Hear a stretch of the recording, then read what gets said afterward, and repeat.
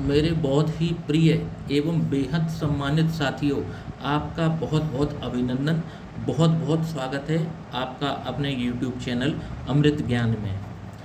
प्रिय साथियों, हम एक विशिष्ट श्रृंखला लेकर आए हैं जिसमें हम मंगली दोष प्रत्येक लग्न में कब कब बनता है और उसके जातकों के ऊपर क्या प्रभाव होते हैं, इस पर हम चर्चा कर रहे हैं। इससे पहले हमने मिथुन लग्न के ऊपर मंगल दोष का क्या प्रभाव होता है, इस पर एक वीडियो बनाया और एक वीडियो हम आज बना रहे हैं वृषभ लग्न में मंगल दोष का क्या प्रभाव होता है और इसके उपाय क्या हैं, इस पर हम चर्चा करेंगे।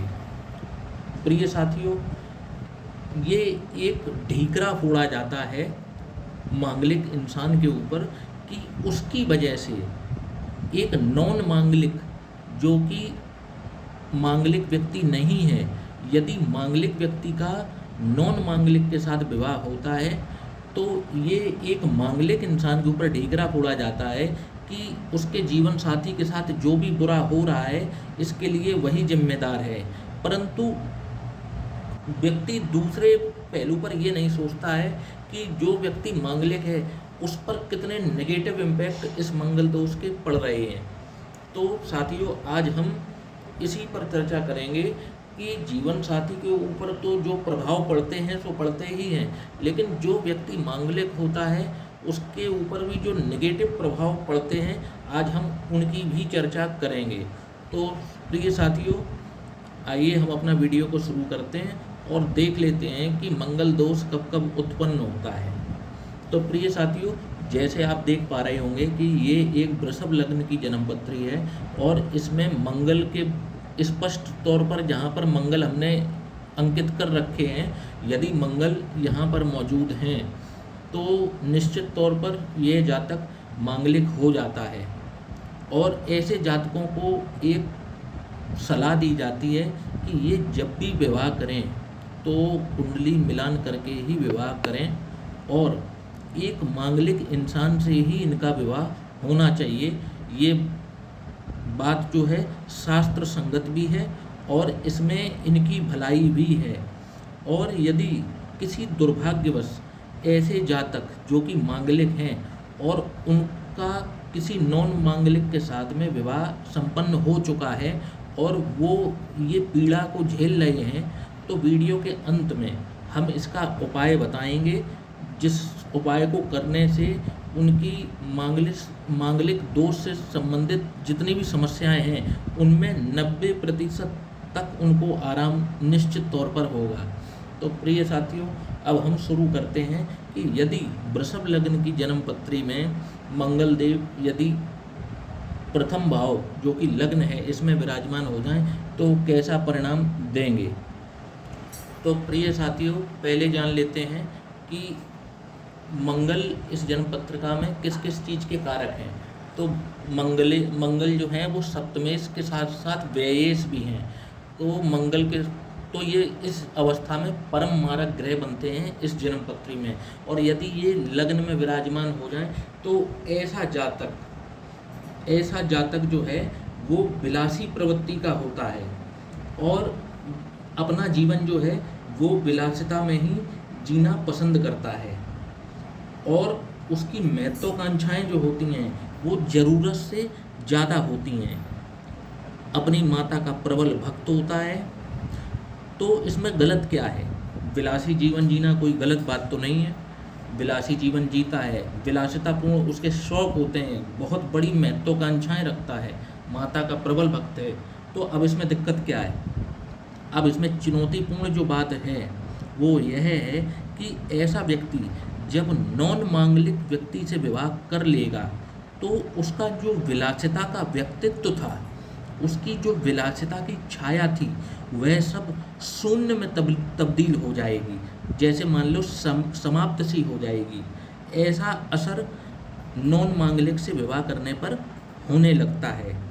जिस महत्वाकांक्षा पर ये पहुंचना चाहते थे उस महत्वाकांक्षा का ये त्याग कर देंगे और एक आम जिंदगी जीने पर मजबूर हो जाएंगे और यही माता का भक्त व्यक्ति अपनी ही माता का शत्रु हो जाएगा। हाँ, ये बात सच है कि अपनी माता का ये शत्रु हो जाएगा। और ये बात कड़वी भी है परंतु सत्य भी है। अब बात कर लेते हैं दूसरी स्थिति की।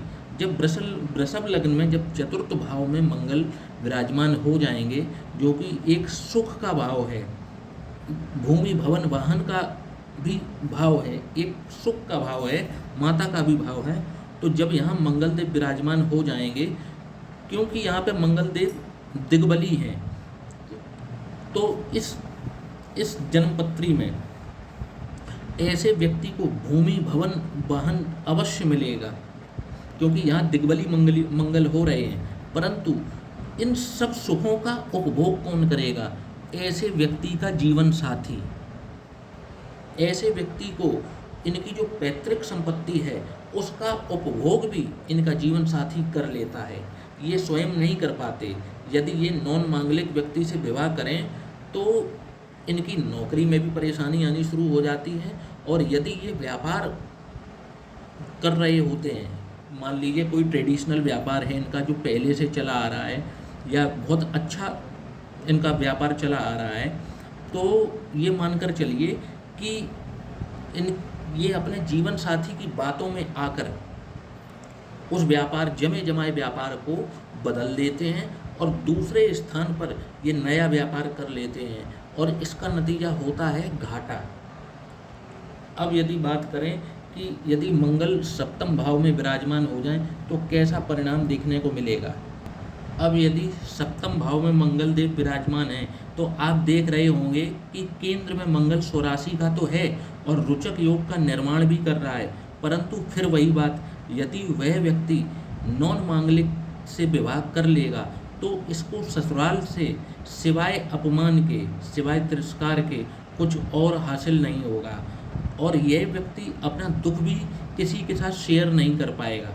सप्तम भाव का मंगल व्यक्ति को बहुत ज़्यादा ईगोइस्टिक बनाता है, जिसका ईगो बहुत ज़्यादा हाई रहता है। इनका टेम्परामेंट भी जो होगा वो बहुत हाई रहता है इनका टेम्परामेंट। तो हाई टेम्परामेंट की वजह से इस रोचक योग का भी पूरा का पूरा सत्यानाश हो जाता है। रोचक योग का ऐसे व्यक्ति को कोई लाभ नहीं उठा पाता। अब बात करते हैं यदि मंगल अष्टम भाव में विराजमान हो जाए तो कैसा परिणाम देखने को मिलेगा। जब मंगल अष्टम भाव में होगा तो ये अपने मित्र की राशि में है, परंतु इस स्थान का मंगल थोड़ा ज़्यादा ही खतरनाक होता है। यदि यह व्यक्ति बिना कुंडली मिलाए और नॉन मांगलिक व्यक्ति से विवाह कर ले तो इनकी अपने जीवन साथी के साथ में हाथापाई अर्थात की मारपीट भी होती रहती है, और इनको शरीर पर ऐसी चोट जो कि परमानेंट निशान या अंग भंग होने तक की कार्रवाई का सामना करना पड़ता है। पर क्योंकि ये दिल के साफ होते हैं और दिल के बड़े भी होते हैं, इसलिए ये अपने जीवन साथी को माफ़ करके आगे की ज़िंदगी उसके साथ ही बिता लेते हैं। अब बात करें यदि मंगल अगर द्वादश भाव में विराजमान हो तो कैसा परिणाम देखने को मिलेगा। तो जब द्वादश भाव में मंगल हो तो यहाँ पर भी ये स्वराशि के हो जाते हैं, लेकिन यदि ये बिना कुंडली मिलाए और नॉन मांगलिक के साथ विवाह करते हैं तो छोटी मोटी खटपट होती रहती है जीवन साथी के साथ में। यह समझाने का भी प्रयास करेंगे अगर जीवन साथी को, तो जीवन साथी को ऐसा लगेगा कि यह उनको डांट रहे हैं और मारपीट कर रहे हैं। इनका कोई भी शब्द सुनने को वह तैयार नहीं होगा और शादी के शुरुआत में समस्या बहुत ज़्यादा होगी। हालांकि उस समस्या को समय के साथ साथ कम होना ही पड़ेगा। तो आज साथियों हमने बात करी वृषभ लग्न में मंगल दोष और उसके प्रभावों की।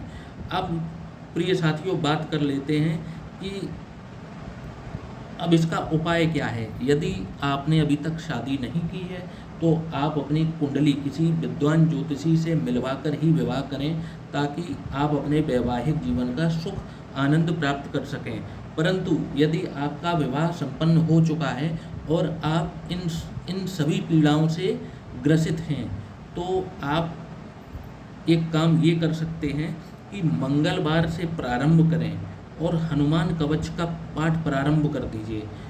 यकीन मानिए कि आपकी 100% यदि समस्या आपके साथ है तो वो 10% तक रह जाएगी, और जब कोई समस्या 10% से भी कम हो जाए तो उस